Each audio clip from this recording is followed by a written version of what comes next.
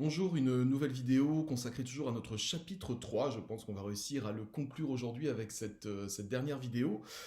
Chapitre 3 qui se termine par une référence à un mouvement philosophique très particulier qui encore aujourd'hui est opérant aussi bien en économie qu'en politique. Il y a encore aujourd'hui des penseurs qui sont les héritiers de ce fameux utilitarisme. Un utilitarisme qui a une généalogie particulière. On va le voir et on va le lire tout de suite. Alors, suite du cours, donc avec cette deuxième partie de la dernière partie, l'utilitarisme, le plus grand bonheur pour le plus grand nombre, c'est en quelque sorte dans cette formule très simple que pourrait se résumer l'essentiel de la philosophie utilitariste.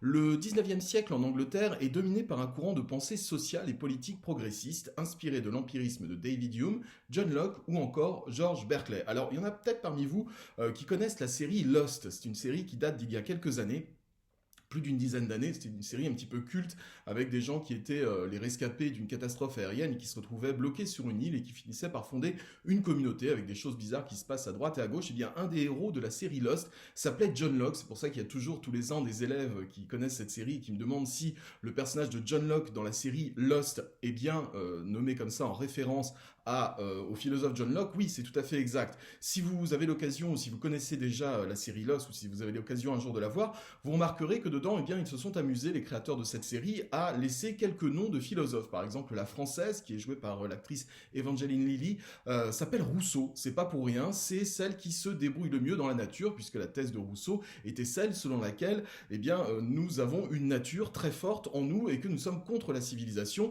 Il y a aussi Hume, mais qui meurt assez vite dans la série. Il s'appelle pas David Hume, il s'appelle Desmond Hume. Vous allez retrouver également Jeremy Bentham dans la série, un personnage qui s'appelle comme ça, et puis le fameux John Locke. Et le fameux John Locke dans la série, alors je parle sans m'en connaître, parce que j'ai pas vraiment regardé Lost, par contre je sais que ma compagne était une grande fan de cette série. John Locke est un des héros de la série et son comportement sur cette île soi-disant déserte est un comportement de découverte, de découvreur. C'est-à-dire que John Locke va faire ses propres expériences et les amener aux autres pour essayer d'améliorer leur vie. Donc il va énormément explorer l'île, retrouver le bunker, retrouver ce qu'on appelle les autres, etc. Et cette façon de faire, alors qui est un petit peu simpliste évidemment dans la série, mais nous renseigne sur le fait que ces fameux empiristes sont des philosophes qui considèrent, à contre-courant par exemple de la philosophie de Descartes, que tout ce que nous avons dans la tête, toutes nos pensées, toutes nos idées, tous nos concepts ne viennent pas de la naissance. Nous ne naissons pas avec un cerveau déjà fait, déjà constitué avec des idées qui y sont déjà présentes. Nous naissons comme une sorte de table rase. Nous naissons avec un cerveau totalement vide, qu'on va remplir au fur et à mesure de notre vie avec des expériences. Et quand on est tout petit, quand on est bébé, ces expériences, elles sont très concrètes. Le bébé tombe, se fait mal, et puis il va tomber une deuxième fois, il va se faire mal, et dans sa tête, eh bien, l'idée toute simple de « je tombe, je me fais mal », la douleur physique, vient s'imprimer comme une sorte de logiciel sur son esprit, et peu à peu, eh bien, le bébé va faire des associations. Il va se faire mal une fois, deux fois, trois fois, et puis il va éviter de tomber après, il va tout faire pour éviter de tomber, parce que la sensation de douleur physique se sera imprimée en lui.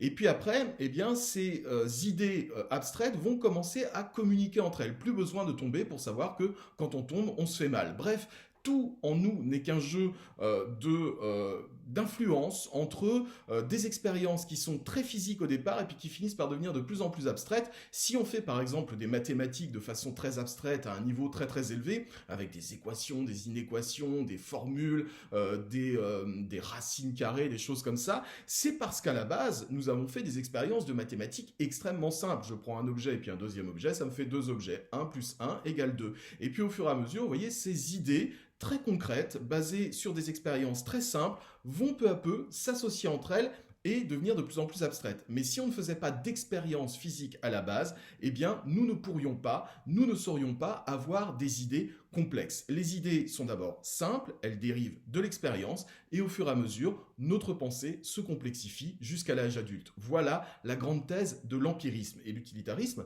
va s'inspirer de cette philosophie-là. Alors, on va lire la suite du cours, puisque je viens de vous expliquer un petit peu les choses. Qu'est-ce que l'empirisme? On retiendra que pour ces penseurs, Toute connaissance démarre avec l'expérience. C'est par l'habitude, la confrontation au cas particulier accumulé qui forme la pensée et la psychologie des hommes, aussi bien de façon individuelle que collective. L'enfant naît avec un esprit vierge, qu'on appelle tabula rasa, qui veut dire table rase, et au fur et à mesure de l'expérience, nos expériences concrètes produisent en nous des habitudes associatives. Je tombe, ça fait mal, je me brûle, et ben ça c'est très déplaisant, etc., etc. Mais aussi les sensations agréables, c'est doux, c'est neuf. Nous on l'avait avec Myrlène, mais vous ne connaissez pas cette rêve puisque vous êtes trop jeune pour ça. Bref, c'est doux, c'est dur, c'est mou, c'est voilà, et on associe au fur et à mesure toutes ces sensations extrêmement simples pour en faire des idées de plus en plus évoluées. Donc, au fur et à mesure de l'existence, nos expériences concrètes produisent en nous des habitudes associatives qui amènent en nous les relations de cause à effet, qui tendent vers l'abstraction. Ce sont donc nos mécanismes mentaux qui nous aident à vivre et à évoluer, mais tout cela est gouverné par l'appropriation du monde par nos sens. C'est par habitude que nous associons telle idée avec telle autre. Par exemple, voilà, il y a une expérience très simple que les empiristes mettaient en avant pour dire, c'est vraiment un cas qui est très, très concret. Pensez très fort que vous avez un citron, une tranche de citron dans la bouche, entre vos dents, et vous pressez avec vos dents ce citron.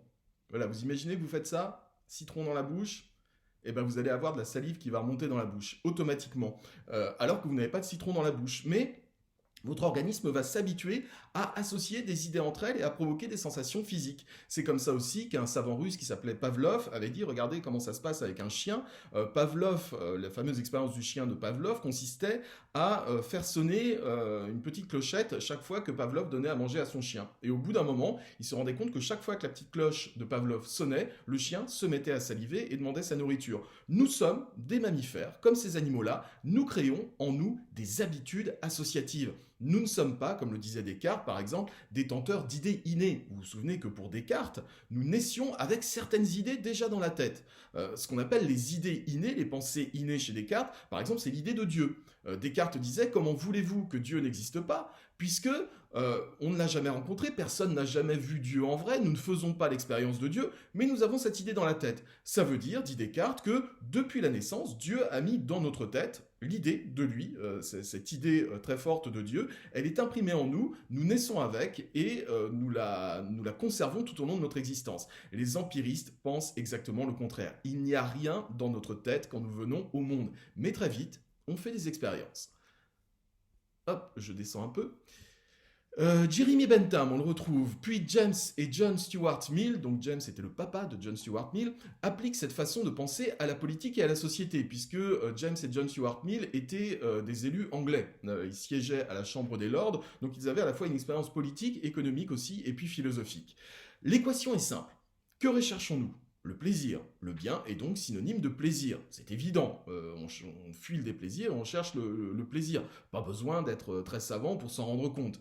Que fuyons-nous ? La douleur. Le mal est donc synonyme de douleur. Donc les choses sont très simples. Nous sommes des mammifères comme les autres. De même qu'un animal qui va fuir le danger, fuir la douleur instinctivement et va rechercher le plaisir en mangeant, en se faisant caresser par exemple pour un animal domestique, eh bien nous sommes exactement pareils. Tout petit, nous associons l'idée de plaisir avec l'idée de recherche, je veux du plaisir, et l'idée de douleur ou de peine avec la fuite, je fuis le déplaisir.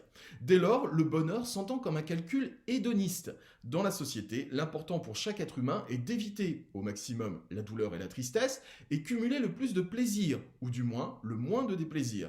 Il faut donc que la vie politique s'organise autour de cela. À partir de cette équation simple, l'attitude qui apporte le plus de joie et de plaisir est la plus utile. Les actes doivent être évalués en fonction de leur utilité. Donc la morale va tenir là-dessus et la recherche du bonheur va tenir là-dessus. À chacun de mes actes, il faut que je fasse un simple calcul plaisir, déplaisir. Ce matin, je me suis levé avec cette vidéo à faire. Je peux vous assurer que voilà, ça me bouffe du temps, ça me bouffe de l'énergie. C'est pas déplaisant de vous faire des vidéos, mais franchement, j'avais autre chose à faire de ma journée. Mais je me suis dit, bah oui, mais simple calcul, les élèves vont être paumés, ils vont être angoissés pour leur bac blanc. Donc, je vais faire cette dernière vidéo pour leur parler de l'utilitarisme. J'ai fait un simple calcul plaisir-déplaisir. J'ai moins de plaisir que vous à faire cette vidéo que vous n'en avez à la regarder, enfin je l'espère, du moins elle est moins utile pour moi que pour vous, mais comme je suis en train de donner, peut-être pas du plaisir, faut peut-être pas exagérer, mais donner de l'utilité et donner une forme de bien-être en vous sécurisant en faisant cette vidéo, j'oublie mon petit déplaisir au profit de votre plaisir, au profit de cette utilité. Et donc tous les actes dans la société doivent être comme celui-là. Avec quelle action je procure le plus de plaisir et le moins de déplaisir. Et donc à chaque fois on doit choisir comme ça. Donc l'équation finalement des utilitaristes, elle est très simple. Par conséquent, la finalité de l'existence humaine, mais aussi de la société entière, est l'accomplissement de ce bonheur, à travers l'expansion au maximum de plaisir pour le plus grand nombre. Les utilitaristes seront ainsi les premiers contempteurs, c'est-à-dire les premiers partisans de l'égalité homme-femme, mais aussi des droits pour les homosexuels. Et oui, ils s'occuperont aussi des premières lois contre la souffrance animale. Pourquoi? Parce que toujours cette logique plaisir-déplaisir.